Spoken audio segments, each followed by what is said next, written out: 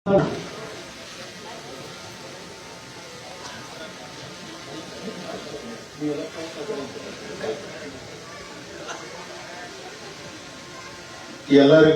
ನಮಸ್ಕಾರ. ಇವತ್ತಿನ ಸಹಾಯಕ ಪ್ರಾದೇಶಿಕ ಸಾರಿಗೆ ಅಧಿಕಾರಿಗಳ ಕಚೇರಿ ಗೋಕಾಕ್ ನೂತನ ಕಟ್ಟಡ ಉದ್ಘಾಟನಾ ಹಾಗೂ ಚಾಲನಾ ಸಮಾರಂಭಕ್ಕೆ ಆಗಮಿಸಿ ವೇದಿಕೆ ಮೇಲೆ ಆಶೀರ್ವಾದ ಗೌರವಾನ್ವಿತ ಮಾನ್ಯ ಸಾರಿಗೆ ಹಾಗೂ ಮುಜರಾಯಿ ಸಚಿವರು, ಹಿರಿಯರು, ಆತ್ಮೀಯರಾದ ಸನ್ಮಾನ್ಯ ರಾಮಲಿಂಗ ರೆಡ್ಡಿ ಅವರೇ, ಈ ವೇದಿಕೆ ಮೇಲೆ ಆಶೀರ್ವಾದ ಇನ್ನುಳಿದ ಎಲ್ಲ ಹಿರಿಯ ಅಧಿಕಾರಿಗಳೇ, ಚುನಾಯಿತ ಪ್ರತಿನಿಧಿಗಳೇ ಮತ್ತು ಇಲ್ಲಿ ನೆರವೇರಿದ ಸಮಸ್ತ ಅರಭಾವಿ ಹಾಗೂ ಅಕ್ಕಪಕ್ಕದ ಆಗಮಿಸಿದ ಎಲ್ಲ ರೈತ ಬಾಂಧವರೇ, ಯುವಕರೇ, ಅಭಿಮಾನಿಗಳಿಗೆ ತಮ್ಮೆಲ್ಲರಿಗೂ ಇನ್ನೊಂದ್ಸಲ ನಮ್ಮ ಕೆಎಸ್ಆರ್ಟಿಸಿ ಡಿಪಾರ್ಟ್ಮೆಂಟ್ ಪರವಾಗಿ ತಮಗೆಲ್ಲ ಅನಂತ ತಮಗೆಲ್ಲ ಸ್ವಾಗತ ಬಯಸುತ್ತೇನೆ. ಮಾನ್ಯ ಸಚಿವರು ಮಾನ್ಯ ಫೋನಲ್ಲಿ ಬರೀ 1 ಸೆಕೆಂಡ್ ಮಾತಾಡಿದಾನೆ. ಯಾಕಂದ್ರೆ ಎಲ್ಲ ನಮ್ಮ ಅಧಿಕಾರಿಗಳು ಬಂದು ಯಾಕಂದ್ರೆ ಉದ್ಘಾಟನೆ ಮಾಡಬೇಕು, ಕಟ್ಟಡ ಬಹಳ ಚಲೋ ಆಗೈತಿ ಮತ್ತು ಬಿಟ್ಟಿದ್ರೆ ಬಹಳ ಲೇಟ್ ಆಗ್ತೈತೆ ಅಂದಾಗ ಮಾನ್ಯ ಸಚಿವರು ಬಾಗಲಕೋಟೆ ಬಂದು ಕಾರ್ಯಕ್ರಮಕ್ಕೆ ಹೋಗ್ತಾ ಇದ್ರು. ಫೋನ್ ಮಾಡಿದ್ರೆ ನಾವು ವಿನಂತಿ ಮಾಡ್ಕೊಂಡ್ರೆ ಸರ್ ತಾವು ಬಾಗಲಕೋಟೆ ಹೋಗ್ತಾ ಇದ್ರಿ, ಅಲ್ಲಿದ 1-2 ಗಂಟೆ ತಾವು ಟೈಮ್ ತೆಗೆದ್ರೆ ಬಂದು ನಮ್ಮಲ್ಲಿ ಅರಬಾಮ್ ಅಂದ್ರೆ ಊರಲ್ಲಿ ನೂತನವಾದಂತಹ ಒಂದು ಸಾರಿಗೆ ಕಚೇರಿ ಆಗಿದೆ ತಾವು ಉದ್ಘಾಟನೆ ಮಾಡಿ ಬಂದಾಗ ಅದಕ್ಕೆ ಗೌರವಾನ್ವಿತ ಸಚಿವರು 1 ಸೆಕೆಂಡ್ ಬಂದದಕ್ಕಾಗಿ ತಮಗೆ ಅನಂತ ಧನ್ಯವಾದ. ಯಾಕಂದ್ರೆ ತಾವೆಲ್ಲರೂ ಇಷ್ಟ ಸಮಯ ಕೊಟ್ಟು ಬಂದು ಇಂಥ ಒಂದು ಅದ್ದೂರಿ ಆದಂತ ಕಟ್ಟಡನ ಉದ್ಘಾಟನೆ ಮಾಡಿ ಲೋಕಾರ್ಪಣೆ ಮಾಡಿದಾಗ ತಮಗೆ ಧನ್ಯವಾದ ಹೇಳ್ತೀನಿ. ಬಜೆಟ್ ಅಲ್ಲಿ ಒಂದು ಅತ್ಯುತ್ತಮ ಕಾರ್ಯಕ್ಕಿಂತ ಕಟ್ಟಡ, ಯಾಕಂದ್ರೆ ತಾವೆಲ್ಲರೂ ಬಹಳ ಜನ ಈ ಕಡೆ ಬಂದಿರಲಿಲ್ಲ, ಈ ಏರಿಯಾದಲ್ಲಿ ಬಂದಾಗೆಲ್ಲ ನೋಡಿದ್ರೆ ಬಹಳ ಅಂದ್ರೆ ಖುಷಿ ಪಟ್ರು. ಯಾಕಂದ್ರೆ ಒಂದ ಕಡೆ ಟ್ರ್ಯಾಕ್ ಕಚೇರಿ ಒಂದ ಕಡೆ ಇರುವುದಿಲ್ಲ. ಈ ತರ ಅಂದ್ರೆ ವಿಶೇಷವಾಗಿ ಬೆಳಗಾವಿ ಜಿಲ್ಲೆಯಲ್ಲಿ ಏನಿಲ್ಲ, ಬೇರೆ ಜಿಲ್ಲೆಯಲ್ಲಿ ನಮ್ಗೆ ಗೊತ್ತಿಲ್ಲ. ಸೊ ಇಷ್ಟೆಲ್ಲ ಚೆನ್ನಾಗಿರ್ತೈತೆ ಅಂದ್ರೆ ಎಲ್ಲರೂ ಖುಷಿ ಪಟ್ರು. ಅದಕ್ಕೆ ನಾವೆಲ್ಲರೂ ಈ ಅರಭಾವಿ ಅಂದ್ರೆ ಏನ್ ಊರಿದೆ ಅರಭಾವಿ ವಿಧಾನಸಭೆ ಕ್ಷೇತ್ರ ಹೆಸರ, ಆದ್ರೆ ಮೊದಲೆಲ್ಲ ಅರಭಾವಿ ಅಂದ್ರೆ ಊರ ಒಂದು ಗ್ರಾಮ ಪಂಚಾಯತಿಗೆ ಅಷ್ಟೇ ಸೀಮಿತವಾಗಿರ್ತಿತ್ತು. ಇವತ್ತಿನ ಇದು ಪಟ್ಟಣ ಪಂಚಾಯತಿ ಆಯ್ತು ಮತ್ತು ವಿಶೇಷವಾಗಿ ಈ ಭಾಗದಲ್ಲಿ ಸರ್ಕಾರಿ ಜಮೀನಲ್ಲಿ ಸಾಕಷ್ಟೆಲ್ಲ ಕಾಲೇಜುಗಳು ಅದು, ಮೊರಾರ್ಜಿ ಸ್ಕೂಲ್ ಆಯ್ತು, ನಮ್ದಂದ್ರೆ ಆರ್ಟಿಒ ಕಚೇರಿ ಪ್ರಾರಂಭ ಆಯ್ತು. ಅದಕ್ಕೆ ಇಂಥ ಎಲ್ಲ ಯಾಕಂದ್ರೆ ಇನ್ನೂ ಹೆಚ್ಚಿನ ಅಭಿವೃದ್ಧಿ ಮಾಡ್ಕೋತ ಇನ್ನು ಮುಂದಿನ ದಿನಮಾನದಲ್ಲಿ ಇನ್ನೂ ಹೆಚ್ಚಿನ ಸಾರ್ವಜನಿಕರಿಗೆ ಅನುಕೂಲ ಆಗಬೇಕು. ಆ ದೃಷ್ಟಿಯಲ್ಲಿ ನಾವೆಲ್ಲರೂ ಕೆಲಸ ಮಾಡ್ಕೋತೀವಿ. ಅದರಂತೆ ಎಲ್ಲಾ ಅಧಿಕಾರಿಗಳು ಪ್ರಾಮಾಣಿಕವಾಗಿ ಇಲ್ಲೆಲ್ಲ ಕೆಲಸ ಮಾಡ್ಕೊಂಡು ಹೋಗ್ಬೇಕಂತ ನಾನು ಎಲ್ಲರಿಗೂ ತಮಗೆ ಈ ವೇದಿಕೆ ಮುಖಾಂತರ ವಿನಂತಿ ಮಾಡ್ಕೋತೀನಿ. ಯಾಕಂದ್ರೆ ಸಾರ್ವಜನಿಕರು ಯಾವತ್ತೂ ಕಚೇರಿಗೆ ಅಡ್ಡಾಡಬಾರ್ದು. ಯಾಕಂದ್ರೆ ಒಂದ್ಸಲ ಬಂದ ತಕ್ಷಣ ಅವ್ರ ಕೆಲಸ ಆಗಬೇಕು. ಯಾಕಂದ್ರೆ ಇವತ್ತು ಬಾ ನಾಳೆ ಬಾ ಅಂತೇಳಿ ಈ ತರ ಯಾವಾಗಲೂ ಸಾರ್ವಜನಿಕ ಯಾವುದೇ ವಿಚಾರ ಕೆಎಸ್ಆರ್ಟಿಸಿ ಇರ್ಬೋದು, ತಹಸೀಲ್ದಾರ್ ಇರ್ಬೋದು, ಮತ್ತೊಂದು ಇರ್ಬೋದು, ಸಾರ್ವಜನಿಕ ಯಾಕಂದ್ರೆ ಸರ್ಕಾರ ಇರೋದು ನಾವು ಚುನಾಯಿತ ಪ್ರತಿನಿಧಿಗಳು ಇರುವುದನ್ನ ನಿಮಗೋಸ್ಕರ. ಯಾಕಂದ್ರೆ ನೀವೆಲ್ಲ ನಮಗೆ ಗೆಲ್ಲಿಸಿ ಓಟ್ ಹಾಕಿ ನಿಮ್ಗೆ ಸೇವಾ ಮಾಡಕ್ ಅವಕಾಶ ಮಾಡಿಕೊಟ್ಟಾಗ ಸಾರ್ವಜನಿಕ ಯಾವತ್ತೂ ತೊಂದರೆ ಆಗಬಾರ್ದು. ಆ ದೃಷ್ಟಿಯಲ್ಲಿ ನಾವೆಲ್ಲ ಚುನಾಯಿತ ಪ್ರತಿನಿಧಿಗಳು ಪ್ರಾಮಾಣಿಕವಾಗಿ ಕೆಲಸ ಮಾಡಿದ್ರೆ ಜನಕ್ಕಂದ್ರೆ ಬಹಳ ಒಂಥರ ನಮ್ಮ ಚುನಾಯಿತ ಪ್ರತಿನಿಧಿ ಆಗಿ ಗೆಲ್ಲಿಸಿಕೊಟ್ಟದಕ್ಕೆ ಸಾರ್ಥಕ ಆಗ್ತೈತಿ. ನಾವೆಲ್ಲರೂ ಮುಂದಿನ ದಿನಮಾನದಲ್ಲಿ ಕ್ಷೇತ್ರದಲ್ಲಿರುವಂತ ಯಾಕಂದ್ರೆ ವಿಶೇಷವಾಗಿ ಯಾಕಂದ್ರೆ ಮಾನ್ಯ ರಾಮಲಿಂಗರೆಡ್ಡಿ ಸಚಿವರು ಬಂದು ಇವತ್ತು ಉದ್ಘಾಟನೆ ಮಾಡಿದ್ರು. ವಿಶೇಷವಾಗಿ ನಾವು ಯಾಕಂದ್ರೆ ಈ ಜಿಲ್ಲಾ ಉಸ್ತುವಾರಿ ಮಂತ್ರಿಗಳಾದ ಸನ್ಮಾನ್ಯ ಸತೀಶ್ ಜಾರಕಿಹೊಳಿ ಅಭಿನಂದನೆ ಸಲ್ಲಿಸಬೇಕಾದ್ರೆ, ಯಾಕಂದ್ರೆ ಈ ಜಾಗ ಸಂಬಂಧ ಯಾಕಂದ್ರೆ ಬಹಳ ಅಂದ್ರೆ ಎಲ್ಲ ತಹಸೀಲ್ದಾರ್ಗೆ ಹೇಳಿ ಇಲ್ಲೇ ಆಗ್ಬೇಕಂದ್ರೆ ಅವರು ಬಹಳ ಪ್ರಯತ್ನ ಬೇಕು.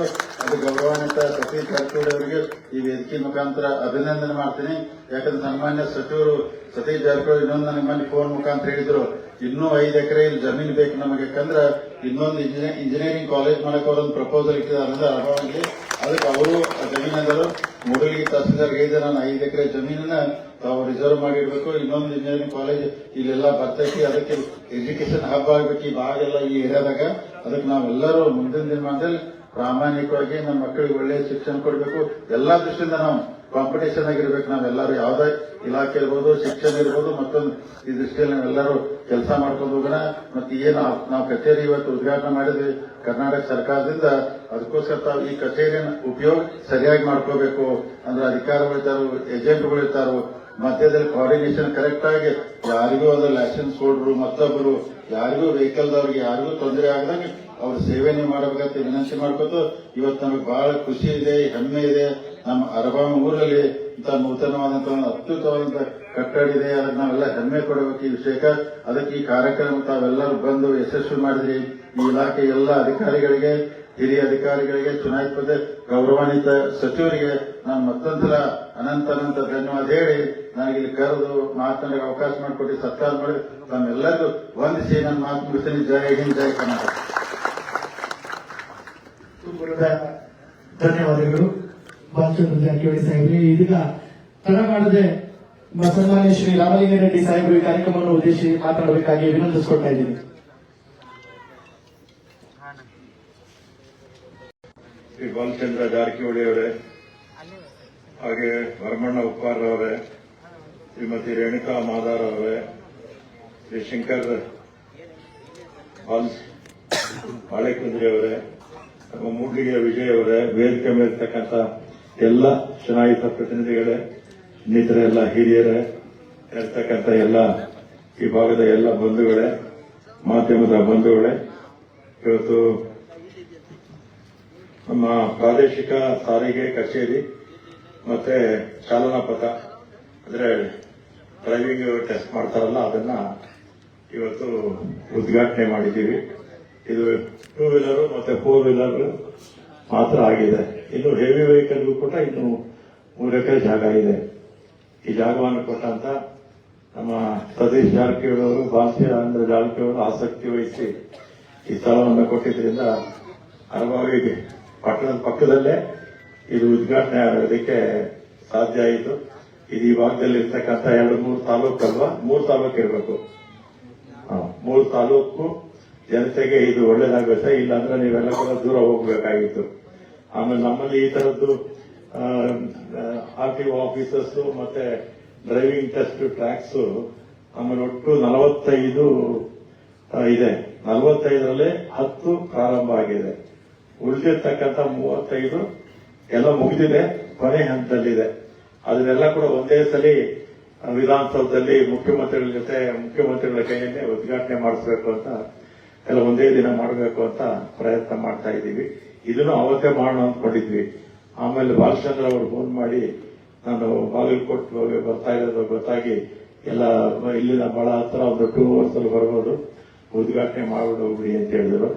ಆಮೇಲೆ ನಮ್ಮ ಅಧಿಕಾರಿಗಳು ಎರಡೇ ದಿವಸದಲ್ಲಿ ಈ ಕಾರ್ಯಕ್ರಮ ಮಾಡೋದಕ್ಕೆ ಎಲ್ಲ ಸೌಕರ್ಯಗಳನ್ನ ಎಲ್ಲ ಕೂಡ ಇವತ್ತು ಮಾಡಿದ್ದಾರೆ. ನಮ್ಮ ಗೋಪಾಲ್ ಕಾಂಟ್ರಾಕ್ಟರ್ ಅವರು ಕೂಡ ಕಟ್ಟಡವನ್ನು ಚೆನ್ನಾಗಿ ಕಟ್ಟಿದ್ದಾರೆ. ಮತ್ತೆ ಈ ಡ್ರೈವಿಂಗ್ ಟ್ರ್ಯಾಕ್ಸ್ ಬರೋದ್ರಿಂದ ಏನ್ ಅನುಕೂಲ ಏನಂದ್ರೆ ನಮ್ಗೆ ಮೊದಲೆಲ್ಲ ಮ್ಯಾನ್ಯುಯಲ್ ಆಗಿ ಡ್ರೈವಿಂಗ್ ಪಾಸ್ ಮಾಡ್ಬಿಡ್ತಿದ್ರು. ಇದನ್ನು ಮ್ಯಾನ್ಯುಯಲ್ ಮಾಡಕ್ಕೆ ಆಗೋದಿಲ್ಲ, ಪಾಸ್ ಮಾಡಕ್ ಆಗೋದಿಲ್ಲ. ಎಲ್ಲ ಸೆನ್ಸಾರ್ ಹಾಕ್ಬಿಟ್ಟಿರ್ತಾರೆ. 2 ವೀಲರ್ ಚೆನ್ನಾಗಿ ಓಡಿಸಿದ್ರೆ ಗಾಡಿ ಏನು ತಪ್ಪಿಲ್ಲದೆ ಪಾಸ್ ಮಾಡುತ್ತೆ ಸೆನ್ಸಾರ್, ಅಥವಾ 4 ವೀಲರ್ ತಪ್ಪಿಲ್ಲದೆ ಗಾಡಿ ಓಡಿಸಿದ್ರೆ ಪಾಸ್ ಮಾಡುತ್ತೆ, ಇಲ್ಲಾಂದ್ರೆ ಫೇಲ್ ಮಾಡುತ್ತೆ. ಮೊದಲಾದ್ರೆ ಮ್ಯಾನ್ಯುಯಲ್ ಪಾಸ್ ಮಾಡ್ಬಿಡೋರು, ಏನಾಗುತ್ತೋ ಸರಿಯಾಗಿ ಡ್ರೈವಿಂಗ್ ಕೊಡದೇ ಇದ್ದರು ಡ್ರೈವಿಂಗ್ ಮಾಡಕ್ ಹೋಗಿ ಆಕ್ಸಿಡೆಂಟ್ಗಳಾಗೋದು. ಈಗ ಇದೆಲ್ಲ ಟ್ರ್ಯಾಕ್ಸ್ ಎಲ್ಲ ಬರೋದ್ರಿಂದ ಏನಾಗುತ್ತೆ, ಡ್ರೈವಿಂಗ್ ಯಾರು ಚೆನ್ನಾಗಿ ಬಂದ್ರೆ ಅವರು ಮಾತ್ರ ಇನ್ಮೇಲೆ ಈ ತರದ್ದು 45 ಆಗ್ಬಿಡುತ್ತೆ 2-3 ತಿಂಗಳಲ್ಲಿ. ಇಡೀ ರಾಜ್ಯದಲ್ಲಿ 31 ಜಿಲ್ಲೆನಲ್ಲಿ 45 ಕಡೆ ಇರುತ್ತೆ. ಅವಾಗ ಯಾರು ಚೆನ್ನಾಗಿ ಗಾಡಿ ಓಡಿಸ್ತಾರೆ ಅಂತವ್ರು ಮಾತ್ರ ಡ್ರೈವಿಂಗ್ ಲೈಸೆನ್ಸ್ ಸಿಗುತ್ತೆ. ಚೆನ್ನಾಗಿ ಗಾಡಿ ಓಡಿಸೋದ್ರು ಡ್ರೈವಿಂಗ್ ಲೈಸೆನ್ಸ್ ತಗೊಂಡ್ರೆ ಆಕ್ಸಿಡೆಂಟ್ಸ್ ಪ್ರಮಾಣ ಕಡಿಮೆ ಇರುತ್ತೆ. ಆ ಉದ್ದೇಶದಿಂದ ಇದನ್ನೆಲ್ಲ ಕೂಡ ಮಾಡ್ತಾ ಇರ್ತಕ್ಕಂಥದ್ದು ಹೇಳಿ ಈ 45 ಓಪನ್ ಆಗ್ಬಿಟ್ರೆ ನಮ್ಮ ದೇಶದಲ್ಲಿ ಅತಿ ಹೆಚ್ಚು ಡ್ರೈವಿಂಗ್ ಟ್ರ್ಯಾಕ್ಸ್ ಇರ್ತಕ್ಕಂಥ ರಾಜ್ಯ ನಮ್ಮ ರಾಜ್ಯ ಆಗುತ್ತೆ. ಆಮೇಲೆ ಇದು ಆಟೋಮೆಟಿಕ್ ಟೆಸ್ಟಿಂಗ್ ಸೆಂಟರ್ಸ್ ಕೇಂದ್ರ ಸರ್ಕಾರ ದೇಶದಲ್ಲಿ ಎಲ್ಲ ಭಾಗದಲ್ಲೂ ಕೂಡ ಮಾಡಬೇಕು ಅಂತ ಹೇಳಿ ತೀರ್ಮಾನ ತಗೊಂಡಿದ್ದಾರೆ. ನಮ್ದೆಲ್ಲ ಟೆಂಡರ್ ಆಯಿತು. ಇನ್ನು ನಾವು ಮುಂದಿನ ವಾರದಲ್ಲಿ ಟೆಂಡರ್ ಯಾರಿಗಾಗಿದೆ ಅವರಿಗೆ ಕೊಟ್ಬಿಡ್ತೀವಿ. 31 ಒಂದು ಜಿಲ್ಲೆ ಬಂದು ಆಟೋಮೆಟಿಕ್ ಟೆಸ್ಟಿಂಗ್ ಸೆಂಟರ್ಸ್. ಇದು FC ಫಿಟ್ನೆಸ್ ಅದು ಕಡ್ಡಾಯವಾಗಿ ಅದು ಹೋಗಲೇಬೇಕು. ಫಿಟ್ನೆಸ್ ಸೆಂಟರ್ಗೆ ಹೋಗಿ ಅಲ್ಲಿ ಪಾಸ್ ಆದ್ರೆ ಮಾತ್ರ ವೆಹಿಕಲ್ ಟೆಸ್ಟ್ ಮಾಡ್ತಾರೆ. ಟೆಸ್ಟ್ ಮಾಡಿ ಪಾಸ್ ಆದ್ರೆ ಮಾತ್ರ ವೆಹಿಕಲ್ಸ್ ಮುಂದಕ್ಕೆ ಹೋಗುತ್ತೆ. ಅದು ಈಗ ಟೆಂಡರ್ ಎಲ್ಲ ಜಾಗಗಳೆಲ್ಲ ನೋಡಿ ಎಲ್ಲ ಅವ್ರ ದಾಖಲೆಗಳೆಲ್ಲ ನೋಡಿ ಅವ್ರಿಗೆ ಸರಿಯಾಗಿ ಹಾಕಿದ್ರೆ ಒಂದು ವಾರದಲ್ಲಿ ಬಹುತೇಕ 4 ಆಗುತ್ತೆ, ಒಂದೇನೋ ರೀಟೆಂಡರ್ ಆಗ್ಬೋದು. ಆದ್ರೆ ಒಂದು 6 ತಿಂಗಳು 7 ತಿಂಗಳು ಒಳಗಡೆ ಎಲ್ಲ ಕಡೆ ಕೂಡ ಡ್ರೈವಿಂಗ್ ಟೆಸ್ಟ್ ಸೆಂಟರ್ಸ್ ಬಂದ್ಬಿಡುತ್ತೆ.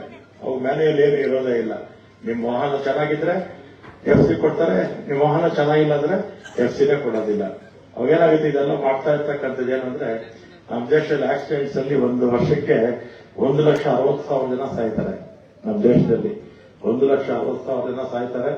ಕೈಕಾಲು ಮುರ್ಕೊಂಡವರು ಸೇರಿದ್ರೆ ಕನಿಷ್ಠ 3-4 ಲಕ್ಷ ಮಂದಿ ಏನಾಗುತ್ತೆ, ಆ ಕುಟುಂಬದಲ್ಲಿ ಯಾರು ಹೆಡ್ ಇರ್ತಾರೆ, ಸಂಪಾದನೆ ಮಾಡ್ತಾ ಇರ್ತಾರೆ, ಅವ್ರ ಕುಟುಂಬಕ್ಕೆ ನಷ್ಟ ಆಗುತ್ತೆ. ಕೈಕಾಲು ಸತ್ತೋದು ಸಾಯೋದು ಒಂದು, ಕೈಕಾಲು ಬಂದ್ರೆ ಏನಾಗುತ್ತೆ, ಏನು ಕೆಲಸ ಮಾಡಕ್ಕೆ ಆಗೋದಿಲ್ವಲ್ಲ. ಇದನ್ನೆಲ್ಲ ಸೇರಿಸ್ಕೊಂಡ್ರೆ ಇದನ್ನೆಲ್ಲ ಗಮನಿಸಿ ಇದನ್ನೆಲ್ಲ ರಾಜ್ಯ ಸರ್ಕಾರ, ಕೇಂದ್ರ ಸರ್ಕಾರಗಳು ಇದನ್ನೆಲ್ಲ ಕೂಡ ಮಾಡ್ತಾ ಇದೆ. ಆಕ್ಸಿಡೆಂಟ್ ಪ್ರಮಾಣ ಕಡಿಮೆ ಆಗಬೇಕು ಅಂತ. ನಮ್ಮ ರಾಜ್ಯದಲ್ಲಿ ಹತ್ತಿರ ಒಂದು ವರ್ಷಕ್ಕೆ 20-25 ಸಾವಿರ ಜನ ಪ್ರತಿ ವರ್ಷ ಕೂಡ ಸಾಯ್ತಾರೆ.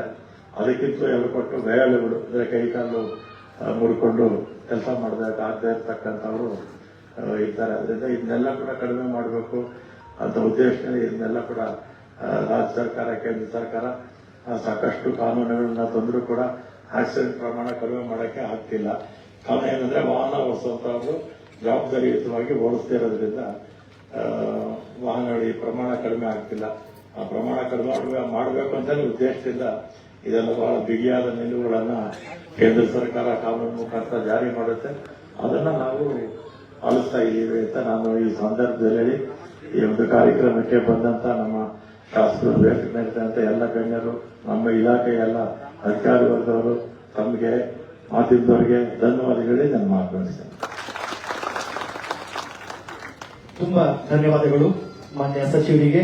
ಇದೀಗ ಈ ಕಟ್ಟಡವನ್ನು ಅತ್ಯಂತ ಸುಸಜ್ಜಿತವಾಗಿ ನಿರ್ಮಿಸಿದಂತಹ ಗುತ್ತಿಗೆದಾರರಾದಂತಹ ಶ್ರೀ ಗೋಪಾಲ್ ರೆಡ್ಡಿ ಸಂಶೀರ್ ಅವರಿಗೆ ಮಾನ್ಯ ಸಚಿವರಿಂದ ಸನ್ಮಾನ.